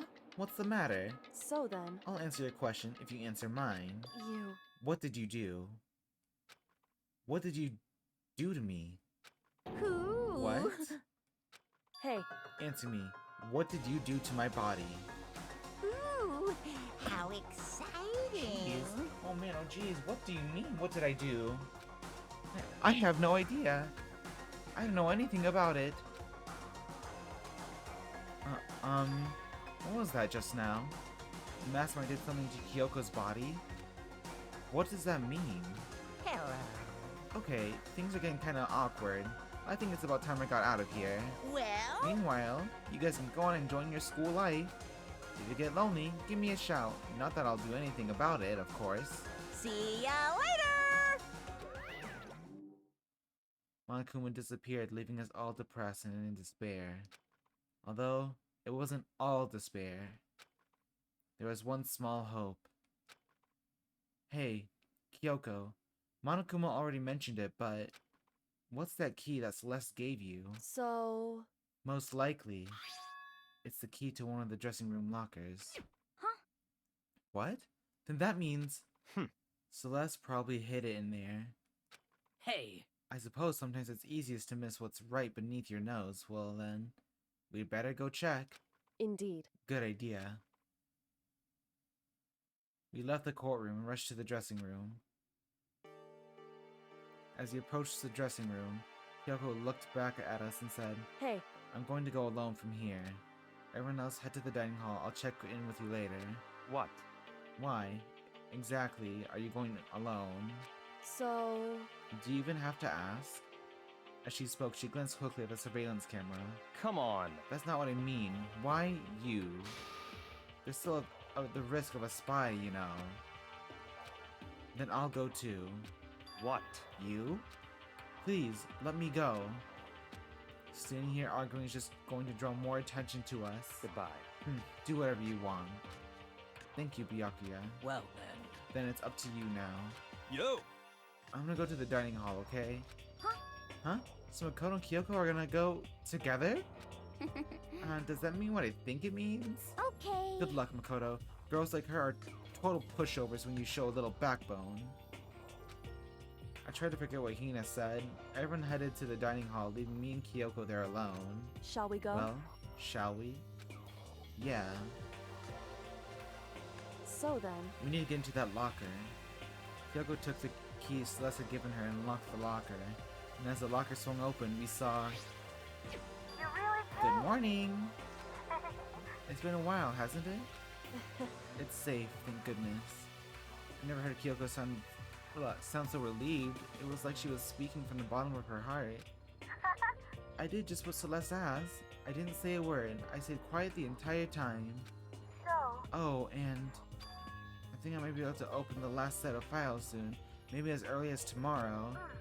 I'm doing my best, so please, just wait just a while longer. So now we can officially say the case is closed. As far as this incident is concerned, sure, but can we take a second? Since we have this opportunity, I want you to be honest with me. Kyoko, please tell me, what are you trying to do all on your own here at the school? you... Is that why you wanted to come here with me? However... Regardless, that's not something you need to know right now. I don't need to know? That just makes me even more worried. What? Worried? Like, what happened during the investigation this time? You disappeared and we didn't see you again. Without warning, without explanation. When you do that, Indeed. it's only natural that they think that I'm the mastermind spy, right? And you too. No! I believe in you. What? You believe in me? Isn't it obvious? People believe in their friends, right? That's why I want you to tell me. And I want you to believe in me too. Because we're friends. I understand. It's true. Then maybe I can believe in you. Just a little bit more. Then, That's fine. fine, I'll tell you. I'll tell you why I've been disappearing and where I've been going. You see, what I heard from Kyoko then was, well, frankly, it kind of blew my mind. Right after I told Kyoko I believe in her, she told me a story that was, well, almost unbelievable. I decided I had to confirm what she told me with my own two eyes, so I waited for nighttime to come. And when it did, I went into action. Correct. The boys' bathroom on the second floor doesn't have a surveillance camera or monitor in it. And in the storage closet there, way in the back. She said it was way in the back of the boys' bathroom storage closet, but Could Kyoko really be right about this? Okay, I think this will be a good saving point, actually. So let us save. Yes. Okay, now I'm gonna save just in case. Well, I already saved, but I always do like a double check. Cause I forget and I worry. But oh my goodness. Good stopping point. Thank you guys for watching. If you enjoyed watching, follow for some more. I'd appreciate it. And I will be seeing you guys next time. Toodaloo!